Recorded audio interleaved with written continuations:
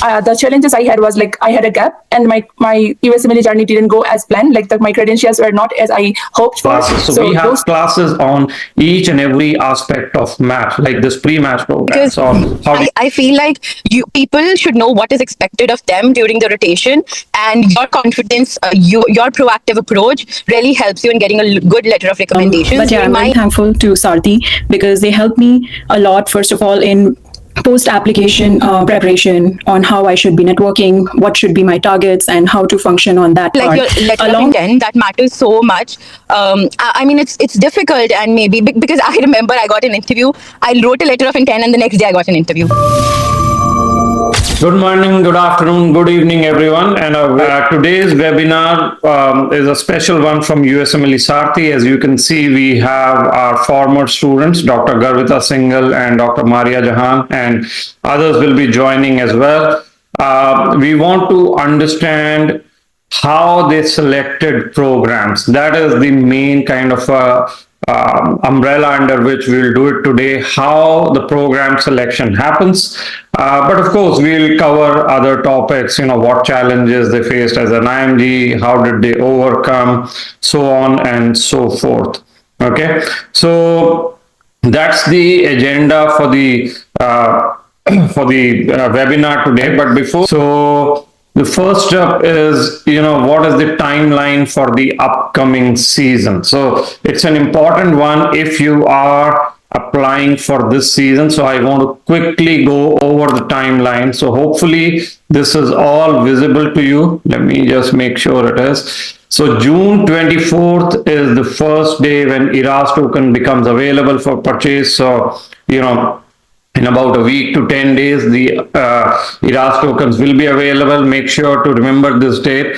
Then the other date, the most important date, is September 24th. This is when the residency programs can access your ERAS applications. We call it day 1, 9 a.m. Eastern. This is the key date.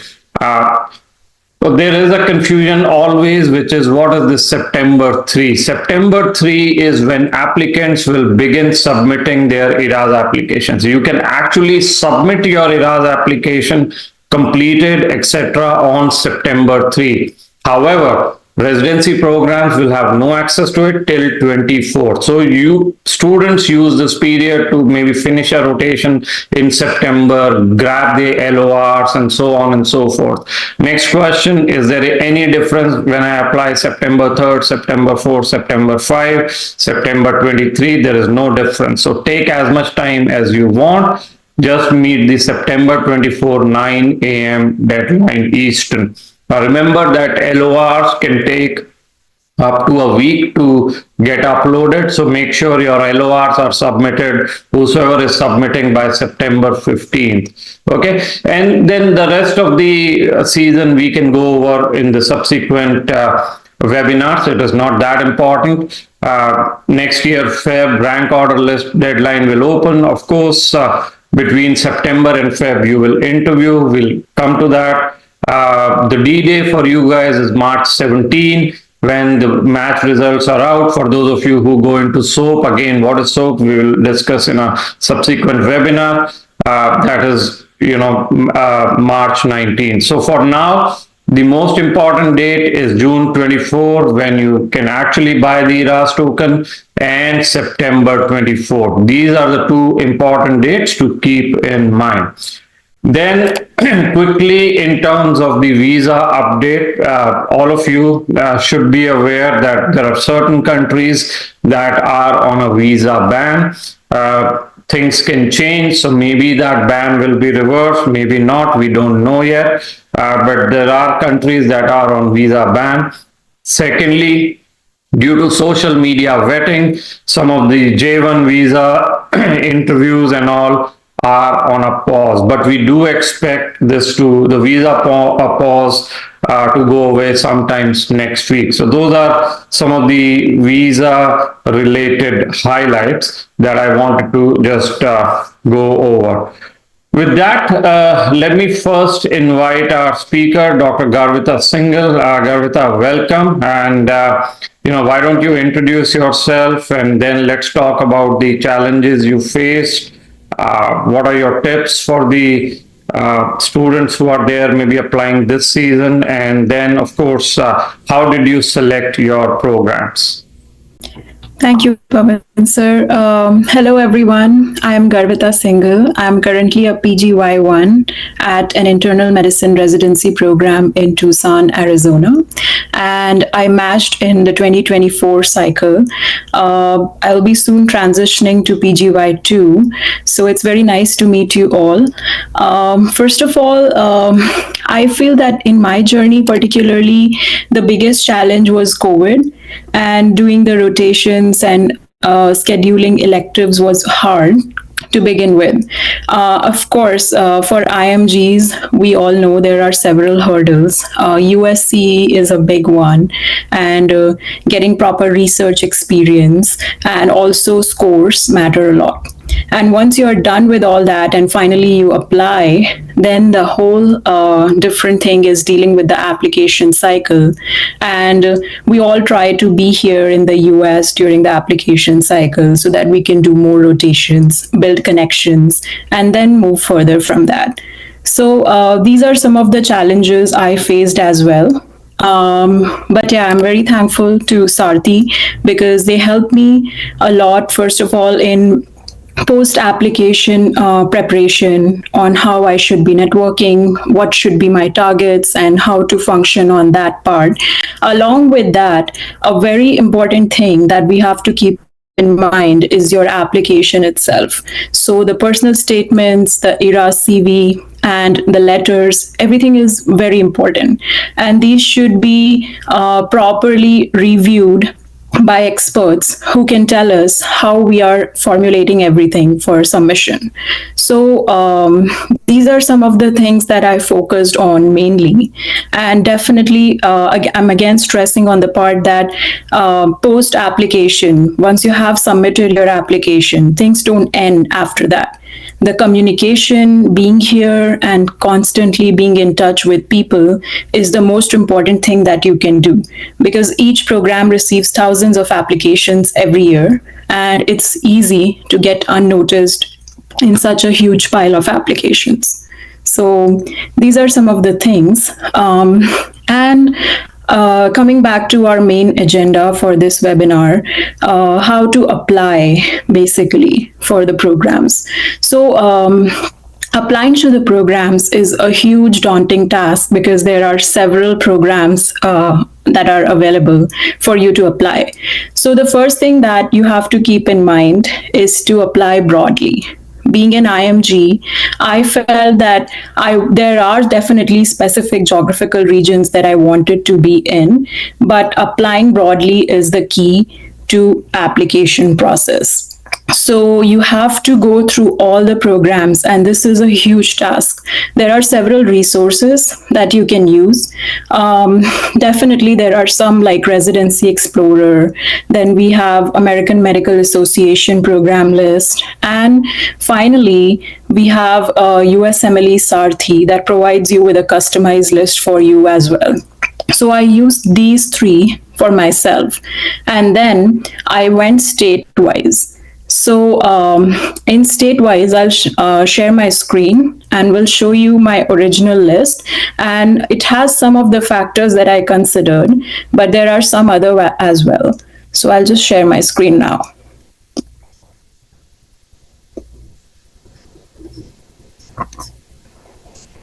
So this was my program list. So as you can see, I have put in the program name. The program ID is also important because that's how you can identify the program on ERAS. For me, I knew that there are three hard filters that I have to focus on: Step 2, Step 1, and USCE. So these were the first thing that I just wrote in my list. So as you can see, for each program, I have this information that I found on the resources that I mentioned. So when I say that it's 200/pass, it's because earlier it was score. And this is some information that I got from different resources. So these are the three hard filters that every program uses, and your score should be good. Usually they keep the filter as 230 plus, but then there are several variations to that. Step one, now it's pass and fail, and USCE. So at least 3 months is the standard one that they prefer. Okay, so moving on to the next thing that is important is time since graduation. So there are lots of programs who usually put in the filter as 5 years or less. So that's the standard practice. And then I wrote everything. But for me, this was not a big problem personally because I was a fresh graduate. Then visa policy is important because there is a huge pile of programs that you will see. But if you go and dive deeper, you will find that a lot of programs don't sponsor a visa at all. So you don't want to waste your money to apply to those places which don't sponsor a visa. So that's why it's important. Then location.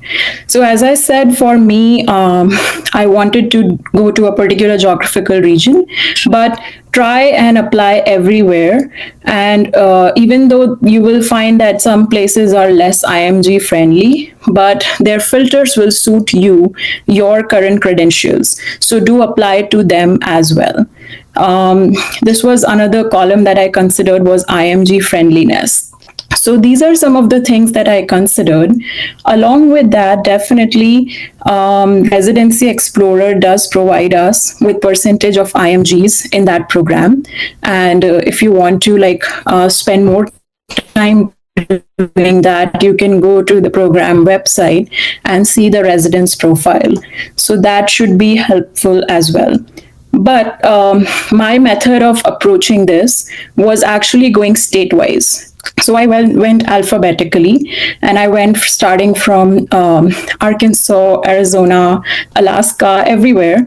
And then each state has its own set number of programs. For example, 20 programs in that state. So then I went and saw those 20 programs and then saw these credentials and compared everything.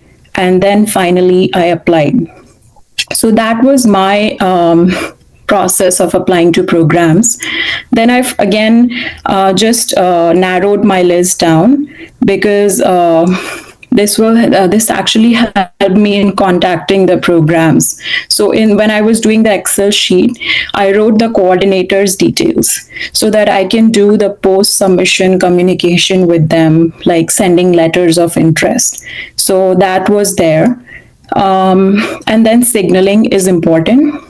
When I applied, there was nothing like golden signal or silver signal. We got, I think, like 5 signals that we could do. So now the process has changed a little bit since last year. So yeah, signaling is very, very, very important.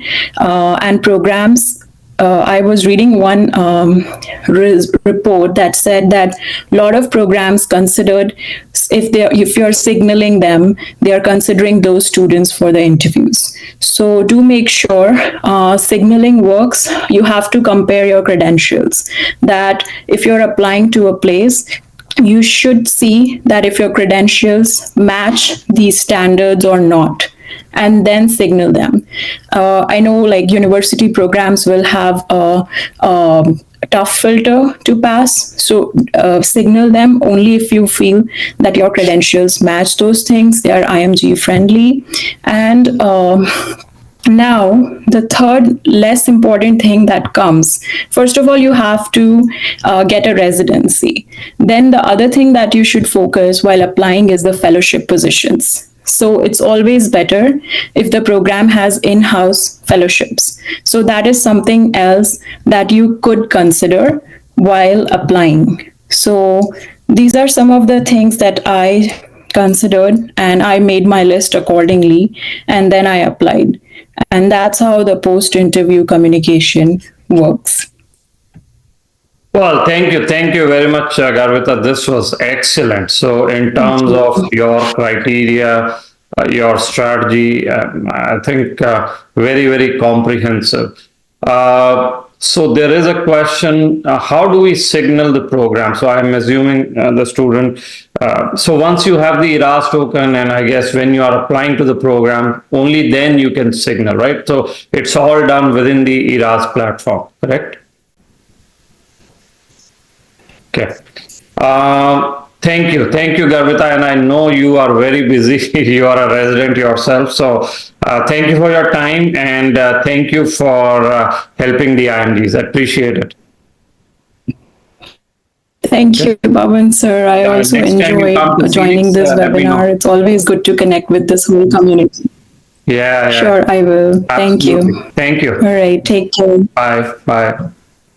So guys, keep putting questions Right. in the chat. I'll answer, or my team will answer. By the way, Aditi, Aarti, and Swati from my team, they're all there. So if you have questions on rotations, research, match, you see Swati posting it. So Swati has been posting. Aarti can also post, and Aditi as well. So if you have questions, let us know. The next speaker is Maria Jahan, again, one of our students, my favorite students, one of the favorite students who matched. And welcome, Maria. Why don't you introduce yourself, and then let's get started. Thank you so much, Mr. Pravan. It means a lot. And I would like to say, because the reason I am here, one of the reasons I am here is your mentorship. So I really appreciate that. And I always found your support whenever I needed. And no matter how dumb my question was, you answered them. Thank you so much. So, yeah. So my name is Maria Jahan Mo, and I got matched in an internal medicine program in California. Currently, I'm in California. I just moved here yesterday, so I'm just settling down, and I'm glad to join you all.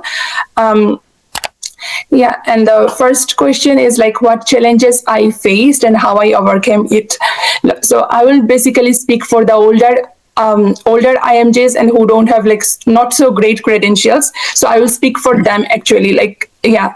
So I graduated in 2018, and then the challenges I had was like I had a gap, and my USMLE journey didn't go as planned. Like my credentials were not as I hoped for. So those two things I had to work on. But in that situation, what should we do? We should believe in ourselves, because if you don't believe in yourself, the world will not. So I think just believe in yourself. Like just even if one part goes wrong, you have certain other things you can work on, and it's not the end of the world. So that being said, I would say like from the beginning, I knew I would need some expert help, and I don't want anything else to like go wrong. And I just wanted to like be on track. So my Sarthi mentor suggested for me to overcome those challenges, I need to have good US clinical experiences, and also I have to explain my gap very well.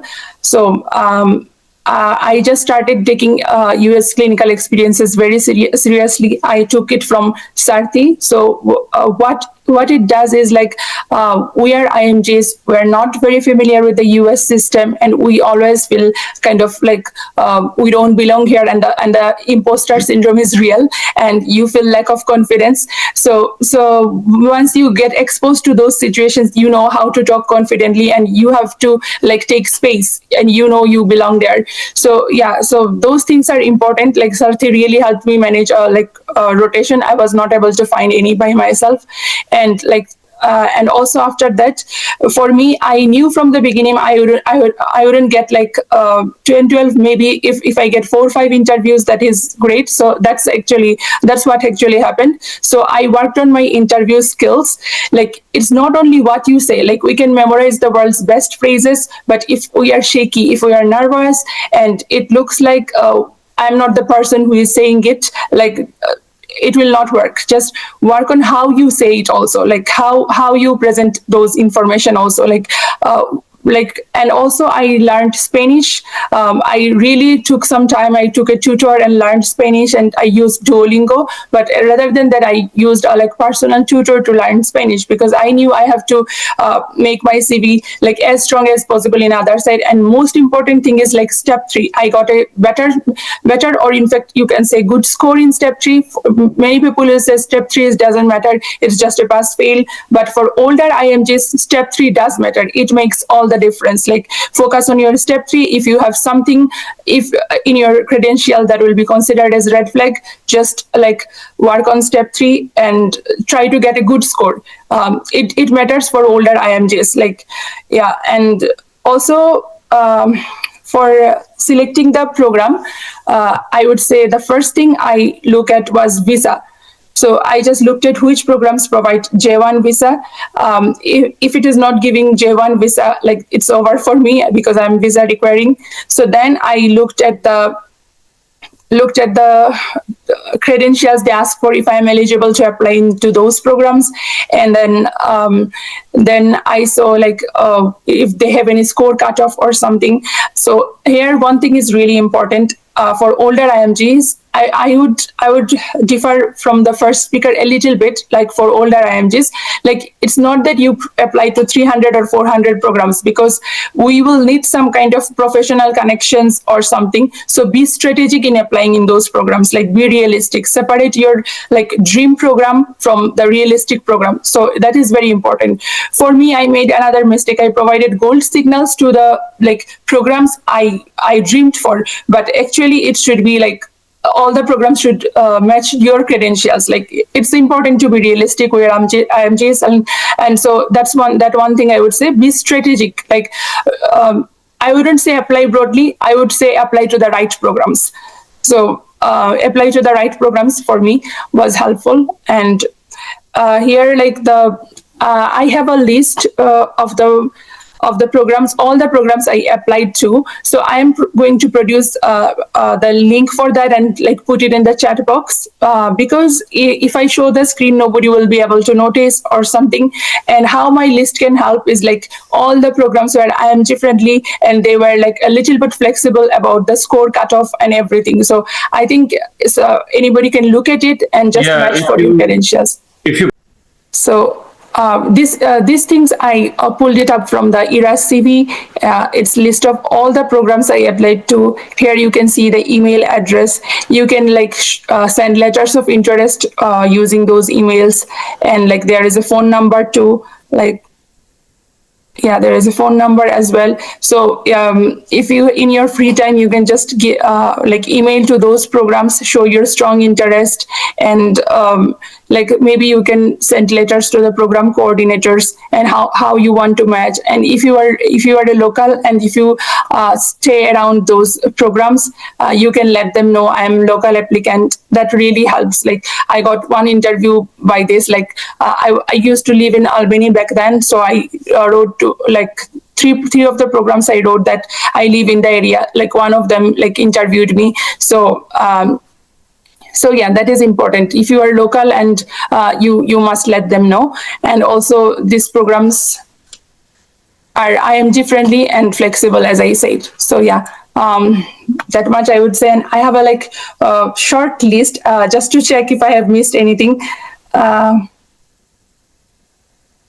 Yeah, and one more thing, some people will say for me, all the matched applicants, some people will say for me the score worked, some people will say for me the strong personal statement worked, for me US clinical experience worked. So nobody is lying, everybody is telling the truth. One thing in common in everyone is they never gave up.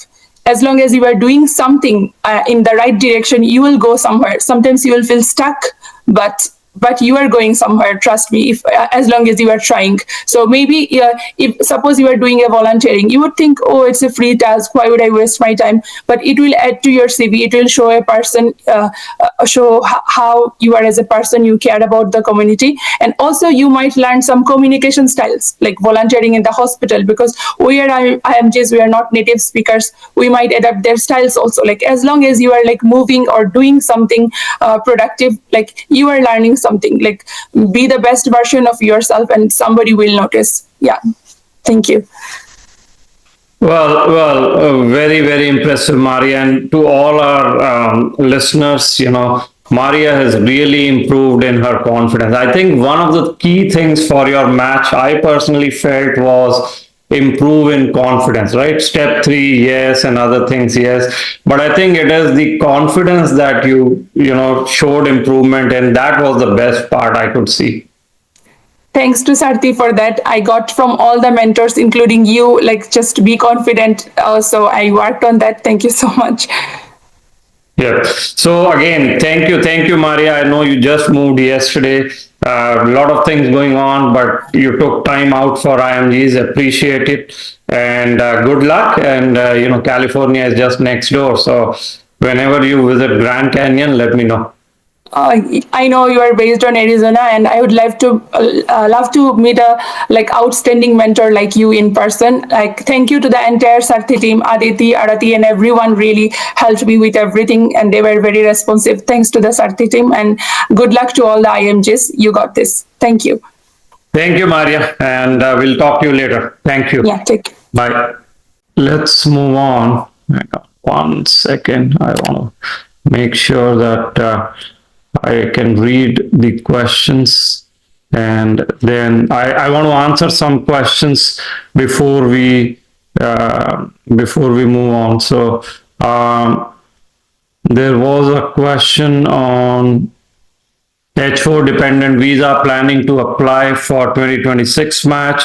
Am I eligible for residency with H4? So no, unless you have an H4 EAD. I mean, this is the standard rule, nothing to do with visa changes. You cannot do residency on only H4. You have to have at least an H4 EAD. Otherwise, of course, you apply as everyone else as a visa seeking applicant. Okay. Difference in scope of practice for alternate pathway for radiologist and residency radiologist after certification, which one to choose. We do have a lot of mentors who can help you with alternate pathways and residency. It depends on your profile. There are some students who, even after home country residency, go in for residency here and not alternate pathway. So we will have to review it. But of course, for alternate pathway, you do need residency. Home country residency is a requirement. Is J1 visa, okay, so let me stop share. Thank you. Is J1 visa better or H1B visa better? It's a very hard question to answer, right? A lot of specialties, a lot of programs don't offer H1B. It also depends on your long-term goals, fellowship, etc. Some of the fellowships are also on only J1. So, those kind of things. Is there any ERAS application service? So yes, Sarthi does offer everything you need for match, including ERAS, PS, CV, interview preparation, and Swati can post that link. How many signals available? How can we differentiate gold and silver? So as the ERAS opens up, things could change from season to season. We will let you know about the gold and silver and all, because it can change by season. How can we register with Sarthi to get guidance? So Swati can post the link. So Swati, if you can get in touch with Kapil Kumar, who's posting. I don't have step 1, but I want to go for an elective program. Is that possible? Yes, it is possible. And Swati, who's posted the link, or her phone number. All right. Let's move on. I don't want to keep our next guest waiting, but I will answer other questions as well. So it's my great pleasure to welcome Mehek, our student who matched. So Mehek, welcome. Congratulations on the match. I think you're driving somewhere. I don't know. You are in a car, but... Yeah, I was traveling. I'm really sorry. Okay. Well, but thank you for taking time out. So why don't you introduce yourself, and then let's get started. Yeah, hi. I am Mehek. I'm an IMG from US, non-US IMG from India, and I matched at an internal medicine program in Georgia. And this was my first time applying, and I was a USMLE Sarthi student, and Pawan sir really helped me a lot because I remember I gave my step 2 in August, and everything was very last moment for me. And the biggest challenge that I actually had was that everything was very last moment. I didn't know how to. So in USMLE, the only thing that I knew at that time was step 1 and step 2. So there are a lot of things how to apply your LORs, your personal statement, your CV, your letter of intent, signaling, geographical preference. So there's so much in the ERAS that you need to know. So that was my biggest challenge since I had no idea about it. And that like USMLE Sarthi helped me so much with it. I remember calling sir like literally the last day that, what should I do? Where should I go? So I was in utmost panic. So that was like a game changer for me. So this was my biggest challenge. Also, I did not had stellar step 2 score. And I was applying, but I feel if for people out there who do not have like a super good step 2 score and have an average score, USMLE is not only about your step 2 score. As an application, they see you as a person, they see you. So there are bits and parts in USMLE that needs to be taken care of.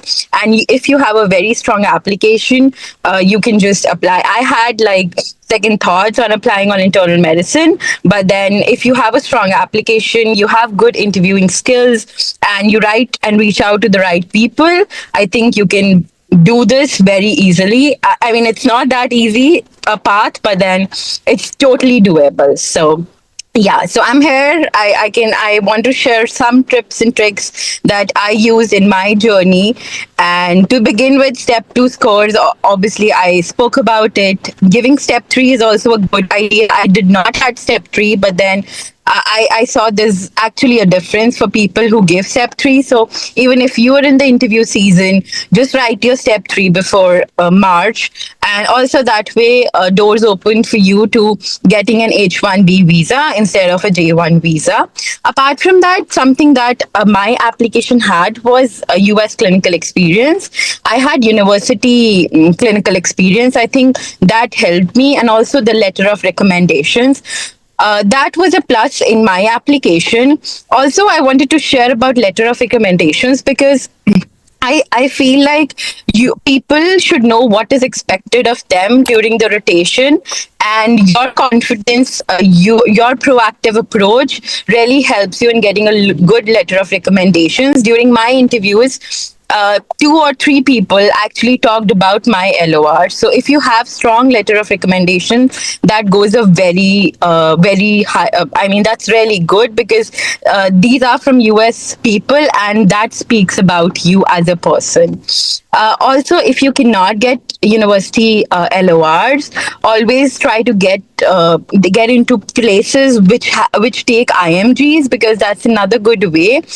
You can actually make a repo with them and then request for an interview. And then private clinics, yes, you can obviously go for them, but I feel somehow that should be the last resort for you. It's a good idea to go to hospitals and universities. Apart from that, in the LOR, always, even if it's an observership, have a very proactive approach. Reach on time, know what's required from you, talk to the person, who's there, and then no, I mean, even in my observerships, I would take up my own patients. I would not touch them, I would not examine them, but take the history from them, know what is there, discuss the treatment. That's a very good idea. You can build a very good rapport with your consultant, and then that helps you to write a good LOR and be in connection with them throughout your match journey, so that at the end they do give you a good LOR. Apart from that, I do feel it's very important to know where to apply, because you can, I mean, there's so many programs out there, and as a person who needs a visa, or there's no meaning if you're applying to places that do not sponsor, because even if you match, you need a visa, and then at the end, it's just gonna land you nowhere. So that's the number one thing that you need to keep in mind.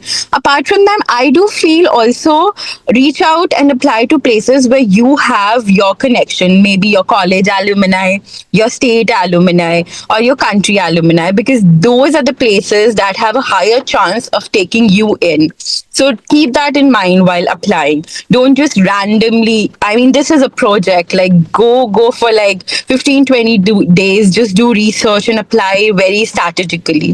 Apart from that, your credentials matter so much. So if you think you lack in something, then apply to programs that take people according to your credentials. So I mostly applied to community hospitals. I didn't go for university programs because I did had research, but I didn't had like good 6 or a year of research in the US. All my research was in India. So my focus was community hospitals, and I think that helped me, and also based on my credentials. So I think that helped me to fetch a lot of interviews during the season. Third thing, I would say, like your letter of intent, that matters so much. I mean, it's difficult, and maybe because I remember I got an interview, I wrote a letter of intent, and the next day I got an interview. Some people say it doesn't help, but for me, it did help. So even if you write 50 or 100 letter of intents and you get one interview, I mean, it's golden. So that's another thing to keep in mind. And while writing the letter of intent, just don't, like, even in cold emailing, just don't randomly write stuff. Like, know what you're writing, to whom you're writing, and if you have some common interest, maybe your rotations, you learn something, or your research, you did something, mention that, mention their work, praise them. And if it's a very personalized letter, they would read it and they would actually reply you back. Because I've heard so many times people saying that we just email, but we don't get any reply. So that's not the case if you keep it very personalized. Um, and yeah, interview skills. I cannot, like, I remember seeing all Pawan sir's classes at the last time, but I think interview is something that matters the most. Even if you have, you have 5 interviews or 6 interviews, I mean, they are, once you get the interview, I think it's all on how you perform on that interview. If you do not do well in the interview, even if you have 10 interviews, it's not gonna make you mad. So see what you're saying. And I think the top 3 things with interview, I would say, is be extremely confident. Like, be there and practice for that. Like, they ask basic general questions in every program. You should know what those questions are, frame your answers accordingly. They should not look like you have crammed. I still remember sir telling me 90 minutes, 3 things that you have to keep in mind. 90 And seconds. yeah, 90 seconds, sorry. And Okay, then please. 3 things to keep in mind. Like, the basic questions they will ask you: what are your strengths? What are your weaknesses? So have 3 things in your mind what you're going to speak about, not about your weaknesses, but your strengths. And then give examples with it. Just don't say, okay, I am a team player, I have leadership qualities. Give examples with it. Because I saw, like, in my interviews, I was actually, in 2 or 3 interviews, I could see that they are actually appreciating what I'm saying. And it was such a nice conversation. I didn't had any problem. So interview matters so much. Also, you get to know who is the person who's going to interview you. So research about them. Program actually wants, at the interview, they just want you to tell them that you're the best program. You're going to be there, and their career goals and your career goals are like aligned. So make them feel that, and write them a letter of thanks afterward. So these are small things that might look small, but I think eventually these are the only things that matter. So that's my little tips and all of that. Signaling, yeah, that's extremely important as well. And that too, I mean, based on your credentials, signal. Don't, like, for me, I signaled all the community programs. We have, at my time, we had like 7 silver signals and 3 gold signals. So, I mean, use them very wisely, because I still know that I got like, I applied to like 30, 40 programs in family medicine, and I got 4 interviews and 5 signals we got in family medicine. So it makes such a huge difference if you know where you're signaling based on your credentials and based on places that offer you a visa, signal wisely. So that's pretty much it that I wanted to speak about. And thank you, sir, for guiding me through the whole process. Well, it's all your hard work, but congratulations again, and Thank thank you you. for taking time out. I know you are busy, maybe driving somewhere, but the very fact you took out time, I appreciate it. Thank you so much, sir. Thank you. Thank you, and I'll see you in the US very soon. Yeah, sure, sir. Bye bye. Thank All right. you. Thank you. Thank you, everyone. Thank you. Bye. Bye. All right, so let me take some questions, but no, before we take it, so when it comes to program list, you heard all the speakers. So yes, Sarthi does help you with program list as part of our match plans, and I think Swati has posted that. So we do gather all the information. Our students work on the program list, and we make it available for everyone to use. So that's one. Interview preparation or ERAS, PSCB, all that is included in our preparation plans: gold, silver, gold, bronze, platinum. So take a look at that.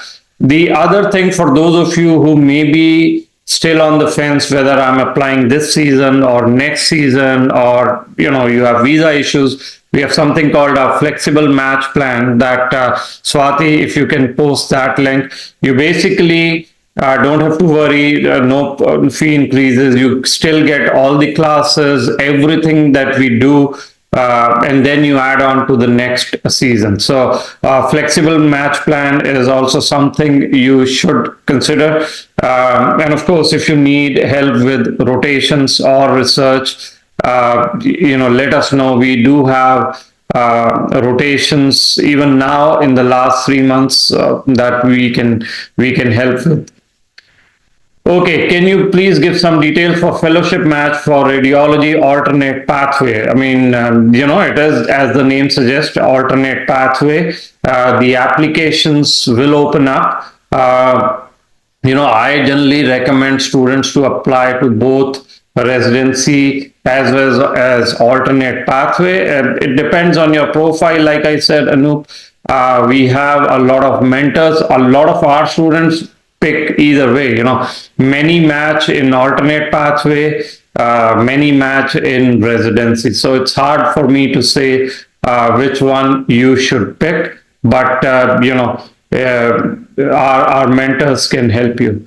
The dates you will have to check. I think they should be the same, but it could vary. Fellowship dates generally vary, right? So we also have a fellowship plan for those of you interested. A lot of our students apply to fellowship if they have home country residency. A lot of fellowships have a deadline of middle of July. So take a look at that one as well.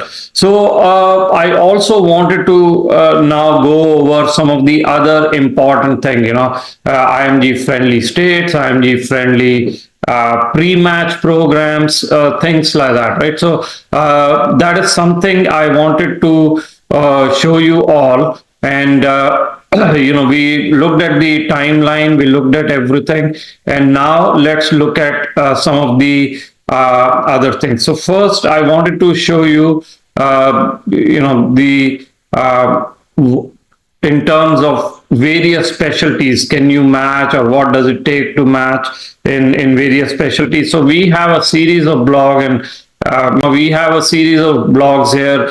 So this is based on Internal Medicine 2025 data, as you can see on my screen. How to how did IM match go, right? Should you really, based on your profile, based on NRMP data, can you apply, should you apply to IM? So there is this one blog, and then there are blogs on each of these specialties. So what are the CK scores they are looking at, averages, research experiences, abstracts, presentation, and then there are things called, charting outcomes for match. This report is published every 2 years. NRMP analyzes all of that. So we have used the charting outcomes for match to produce our blogs. Aditi and Sneha from our team, have done it. So great job, Aditi.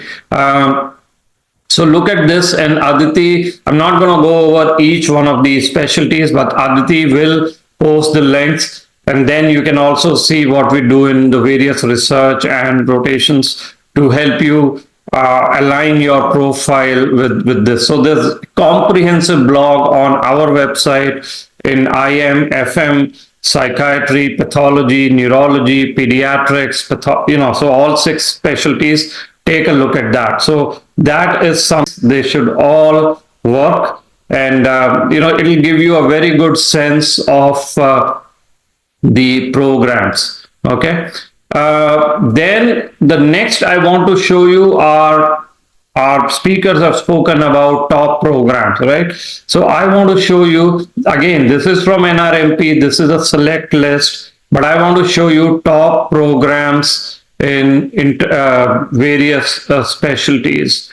So let me see. So again, if you go to this top IMG friendly states and specialties, again, Aditi will post the link. So take a look at that. Some of it we will update. Okay. Some of it will update, but I want you to look at carefully these programs. These are not the only programs which are IMG friendly. It's a snapshot. It's a blog. We can make it available as a more comprehensive blog. But if you go to this link, which Aditi will post, all on our website, top programs by state. Now this is internal medicine. So if you go down the blog, you will see internal medicine, IMG friendly programs, where we have highlighted even the percentage of IMGs. Of course, it doesn't say whether, they needed visa or not, but you get a good sense, New York, Pennsylvania, Michigan. So it's a snapshot of certain programs in most of the IMG friendly states that you should look at.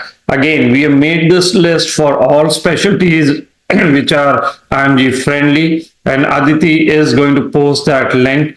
Take a look at this, very important, but this is not the most comprehensive list. So how the Sarthi list works, I'll probably go over in the next webinar, because we take feedback from our students, we take interview feedback, we update everything, and then we produce that list. But this is a series of blogs that we have that Aditi is posting. So click on that link by state, you can see, and hopefully that kind of a blog is going to help you as well.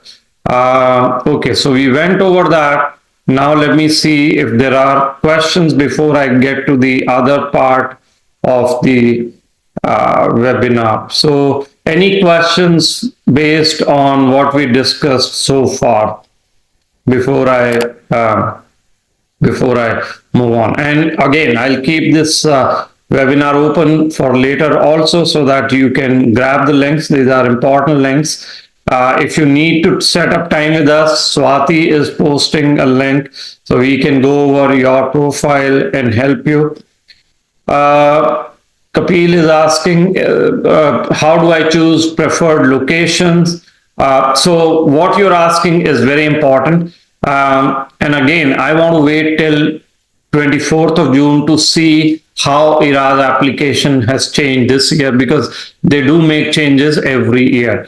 What you're asking is, how do I select geographical preferences? So till last year, and I don't know if it'll continue, till last year, you could signal the program. So in most of the specialty, there was a gold signal, there was a silver signal. but you could also pick geographies. So, up to 3 geographical preferences. So they divide the entire US into, I think, 7 geographies. You could select up to 3. So let's wait till the new ERAS is out, and then we will see if geography, how they have played with it, and then I want to answer it. It's too early to comment on it because I haven't seen the new ERAS form yet. And if they have published it, so I should probably look at it. We'll do it in one of the next webinars. With that, I am reminded that our next webinar is on 29th, and Aarti, can you post the link? So in that webinar, we will specifically discuss, thank you Aarti for posting it. So end of June means you got only less than 90 days. How do you strategize? What type of rotations? What if you don't have visa? What if you have not started research, tele-rotations or otherwise? What do you do in the last 90 days? Because the ERAS opens up September 24th. So what do you do in the last 90 days, starting July, August, and part of September? That's what we are going to discuss on 29th of this month. So click on that link that Aarti has just posted. That's where, maybe we'll also go over.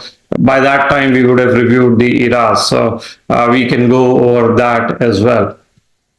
Okay, so that's going to be an important webinar for those of you who want to, join us. Click the link that Aarti has posted, and she'll post it at the end also. Okay, so then I want to move on to the next kind of important part, which is the pre-match program. So I want to first explain what pre-match programs are. So pre-match programs are programs which actually have the same application criteria and the process. So for example, you will still apply through ERAS, you will still do as you do whatever for other programs, PSCV, LORs are all uploaded. Same way, you are getting the interviews. The only difference is pre-match programs do not go into match. So they don't go into the NRMP. They make their decision outside of NRMP, and they can do it anytime, right? So maybe you interviewed 1st of October, they could give you an offer 5th of October or 2nd of October, or even during the interview. That is the difference. If they give you an interview, if they give you an offer and you accept, then you cannot go in the regular match. So that is what is a pre-match program, as the name suggests. It is pre-match. So let me, yes, hopefully my screen is visible. And again, for helping the students, we have created a pre-match list for all major specialties: IM, FM, neuro, psych, pathology. Remember, this can change because as this season evolves, some of more programs may be added, some of them may go into the regular match, but Aditi will post the link and you can take a look at pre-match programs I'm showing for internal medicine. So there is quite a number of lists of pre-match programs, and we can probably get into details of these programs in the next webinar, or if you have questions, I'm happy to answer.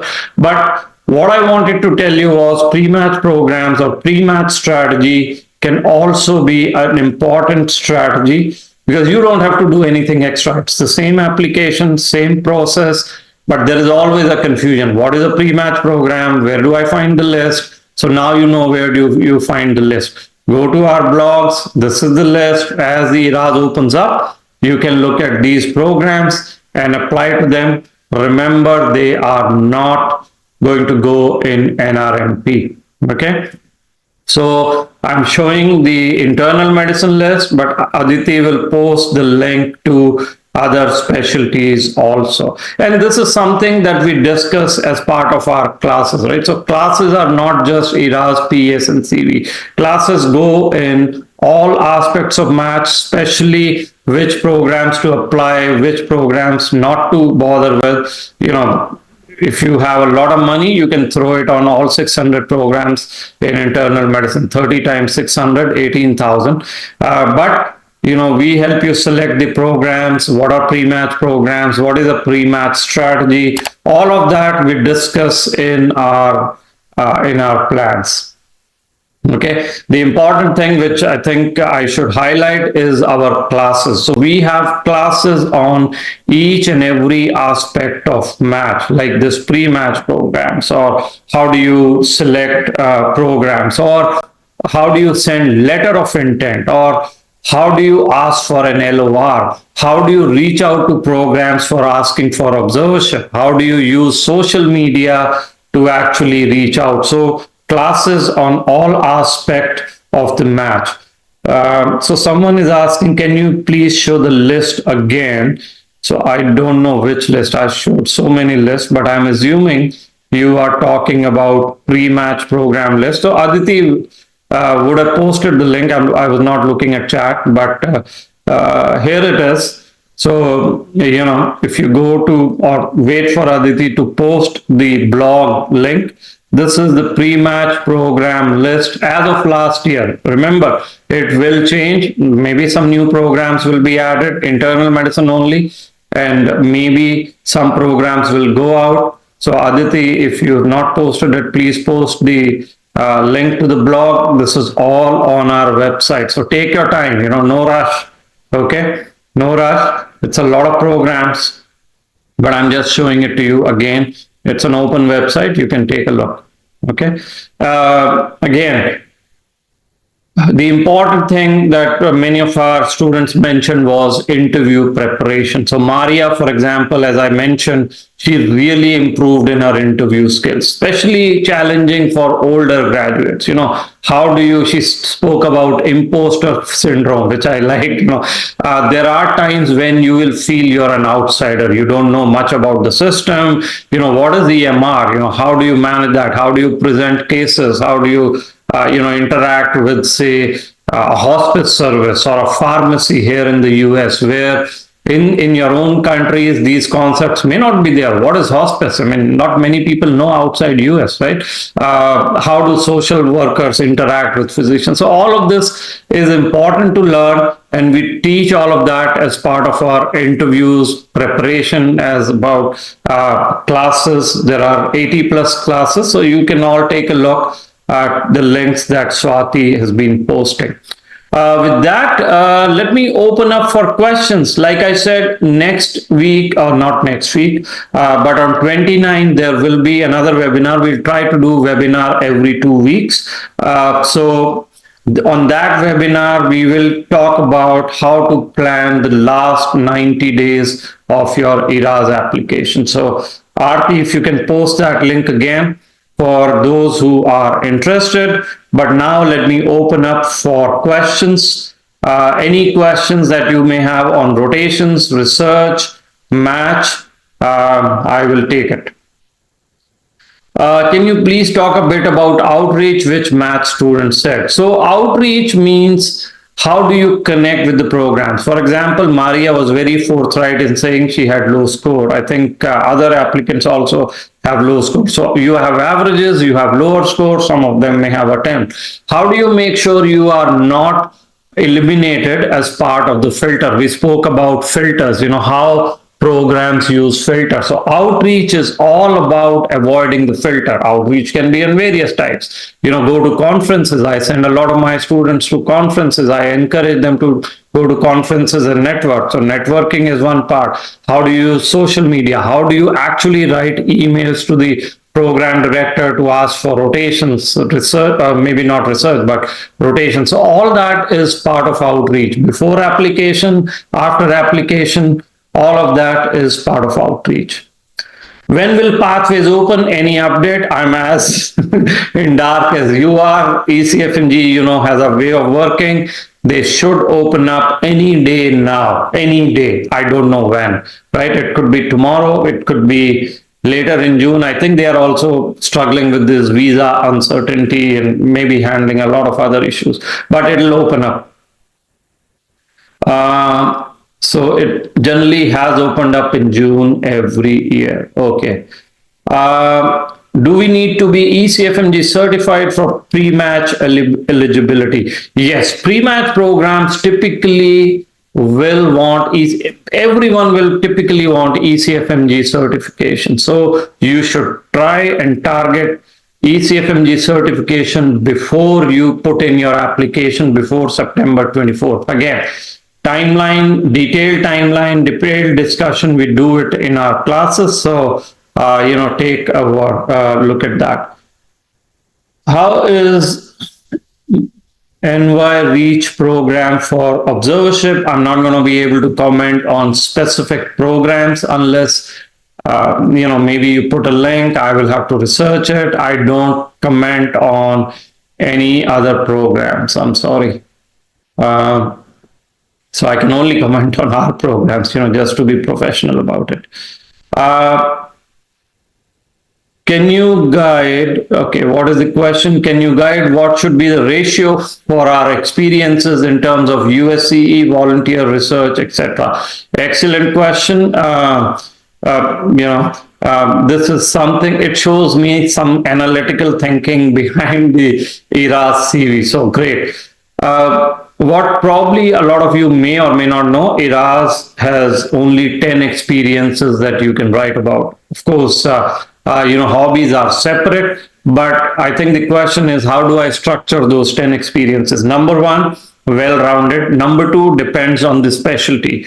And I'll tell you how. But typically, in a clinical specialty, IM, FM, neuro, psych, etc., pediatrics, I would like to see at least 4 experiences relevant to that specialty. Can be work experience, can be USCE, whatever, right? 4 relevant to that specialty, at least 2 research experiences, definitely 1 volunteering, and then we mix and match, right? But it can change. How? Because let's say family medicine, I'd like to see more than 1 volunteering, maybe 2 volunteering. So I think the thumb rule is at least 4 clinical experiences, and again, depends on older YOG, recent YOG, but 4 clinical. Research is important. If I missed at least 1 research, 2 volunteering, those kind of, that's the way to think about it. Okay. Any comments, advice for non-US IMGs aiming for plastic surgery match? Plastic surgery, orthopedics, dermatology, all are in the same bucket. And not having a visa does put you back a bit. My advice is going to be get a US research position and work there for 2 years. Okay, that is the least path of resistance for these specialties. And of course, then you go into prelim and all, very high scores, 260 plus and all of that. So, but have a backup specialty also. Do we need certificates to upload for those 10 experiences? The answer is no, you don't need certificates. But like I said, let the ERAS open up, give it 24th of June, and in July we will get more specifics. We will have more details in the webinar. Like I said, our classes cover it step by step. We have a detailed class done by my panelist, who's now an attending physician. She goes over how to fill your ERAS step by step, and Sarthi, maybe you can post that link on ERAS step by step. We do a similar on personal statement. So all classes cover each of these aspects of the match. How long does ECFMG certification take? I think it varies, kind of go over the timeline. I don't remember the timeline, please. Do you require a certificate for volunteering? I don't think so. But here's my thumb rule. If you can talk about volunteering for 5 minutes, articulate your leadership, articulate examples of your teamwork, you should be good to go. they do not ask for volunteering certificate. And for ERAS, PS, and CV, how we do it, what we do, the classes, etc. Sarthi has posted a link, but there is a detailed 2-hour class that we do, or my panel does, going over each and every aspect of your CV, how to fill it, what not to write, what to write. The journalist reviews it, the physicians review it, and all that. So all that we do as part of our classes. For PS, how should we begin? Again, it depends on your profile. Older YOGs have a different strategy than newer YOGs. Personal statement, as the name suggests, is personal, right? You cannot have the same per PS for a recent YOG who can say why I became a doctor versus someone who has a home country residency, already a practicing, maybe a cardiologist in home country. So it all depends. We will go over PS and CV in our upcoming webinars. With that, let me end it here. Aarti, why don't you post the link to the next webinar, and also post the link to our rotations for some students who may need the rotations in the last 90 minutes or 90 days, I'm sorry. And, the C2P research, I think those 3 will be important. So the link to the next webinar, C2P research, which I think a lot of you will find useful as you are managing the last 90 minutes, and the link to our rotations. Okay, so post that. And on plastic surgery, like I said, I already answered the questions.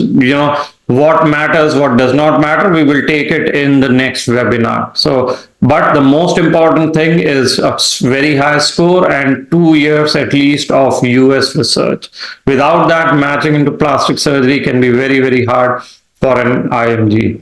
Okay, so thank you, Aarti, for posting the link. Post the link for C2P, please, and also a link to our rotations. Okay, thank you. Grab the link, and then we will talk in the next webinar. Thank you so much for watching. We hope that video provided valuable insights for your journey. Don't forget to subscribe to our YouTube channel and follow us on Instagram and Twitter. And check out our website for details on how we can guide you to a successful match.